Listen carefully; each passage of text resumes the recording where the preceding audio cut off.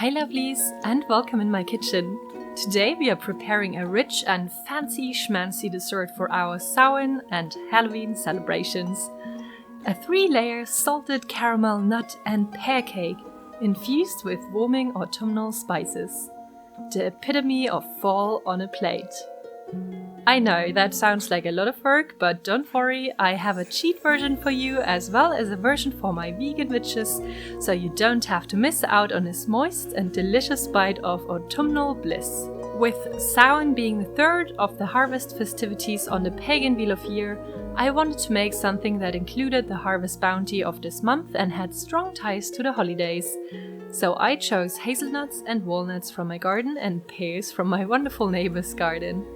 I will tell you a bit more about Samhain, some traditions and customs, and a bit more about its history and how I celebrate Samhain later on this week, so hit that subscribe button if you don't want to miss it. But for now, let's get cooking. As always, I have listed the ingredients in the description box below. For the easy version, we only use a single layer, so it is enough if you prepare a third of the dough and frosting. We want to start off by mixing the ingredients for the cake. Crack the eggs in a big bowl and add in the warming spices like cinnamon, piment and nutmeg, the vanilla sugar and regular sugar. The vegan version is explained down below and basically follows the same steps but with adjusted ingredients.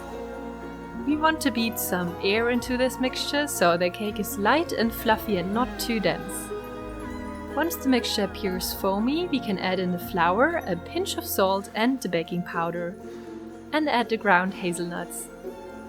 Then we proceed to stir the mixture until it is all combined.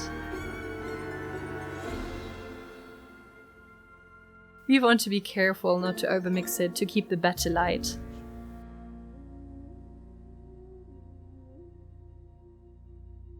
And now it is time to add in some pears. You want to core them, but it is not necessary to peel them as the skin will cook and soften. And I love to save on unnecessary work wherever I can. In kitchen witchery, pears are used for prosperity and lasting success spells, but also have strong connections to relationships, unions, harmony and love interest. With Samhain being titled the Witch's New Year, maybe you want to work a little kitchen witch spell to bring some of this in your life during the coming year. If you're not big on pear, you can easily switch them out for apples and keep the recipe as is.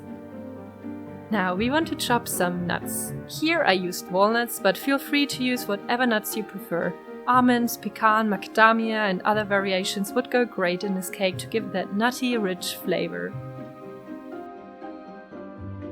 Now we want to add in the liquid butter and the chopped up pears and nuts. And then we bring it all together with a spoon. And try not to taste the batter, because I promise you won't stop eating it and will cry later on when you step onto a scale.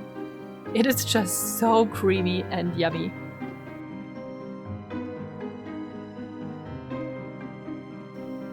For the fancy schmancy version, we will need 3 layers, and there are multiple ways to achieve that. You can fill all the dough in your oil-coated cake mold and then cut it in 3 individual layers after baking. I very much suck at that, so I decided to bake 3 individual cakes in the same size cake pan. If you're going for the easy version, you will only bake 1 layer. Now, we pop that in the oven at 350 degrees Fahrenheit for about half an hour. And while we wait, we give this video a thumbs up to make the witch happy and prepare a salted caramel frosting. And here we are going for an easy American buttercream with homemade caramel. We want to melt some butter on medium heat in a saucepan or regular coated pan. Once it is all melted and combined, toss in the brown sugar, stir it in and reduce the heat to a lower temperature.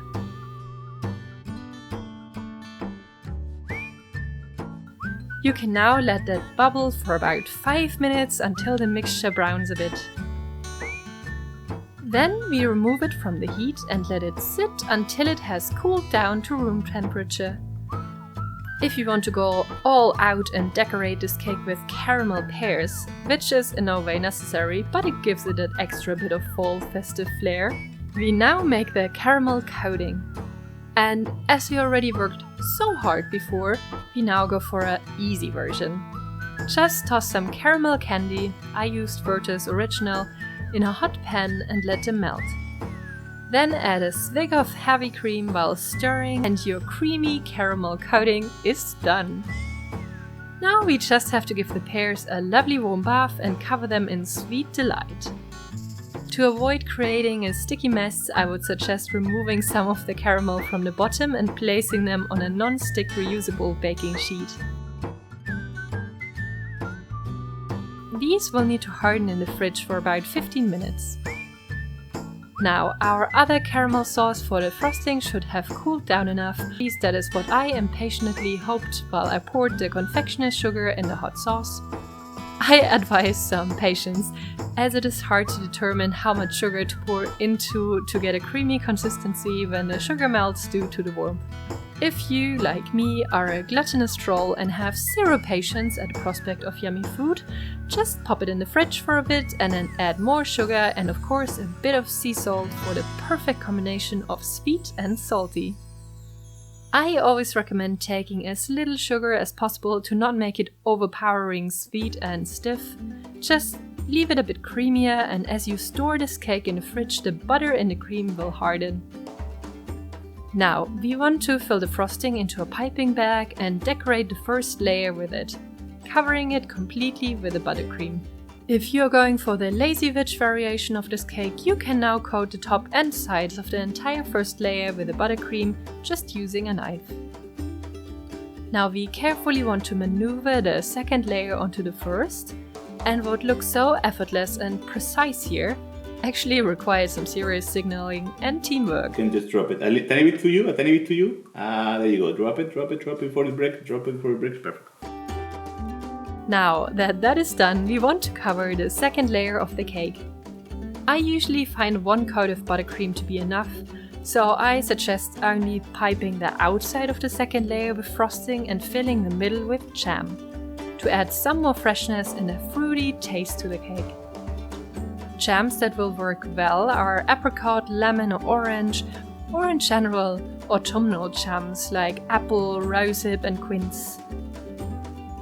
Now that is done, we need all our focus again to layer on the third cake, and then we can take leftover caramel from the pear and pour it over the cake. You want to make sure though that it is mainly cooled down so that it doesn't melt the buttercream.